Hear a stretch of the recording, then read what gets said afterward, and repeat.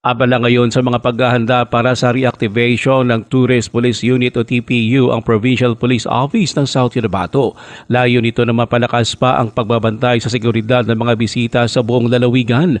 Bahagi ng paghahanda na ito ang pakipag-ugnayan ng Provincial Police Office sa Provincial Tourism Office at Department of Tourism 12.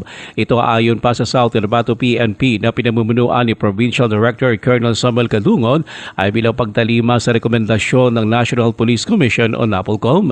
Kabilang sa mga pinag-usapan ngayon ay ang mapping ng mga pangunahing tourist destination sa lalawigan, pag-analisa sa pattern ng mga bisita at pagpapabuti pa ng security strategies. Ito ay upang matiyak ang seguridad ng mga turista at magkaroon ng welcoming environment sa kanila.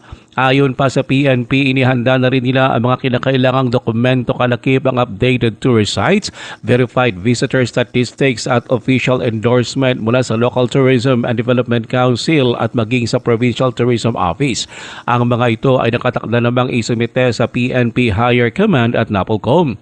Ayon sa PNP, sa pamamagitan ng mga hakbang na ito ay kanilang inilalatag ang pundasyon ng dedicated na Tourist Police Unit na magpapatibay pa sa estado ng South Cotabato bilang ligtas, sustainable at world-class na tourist destination.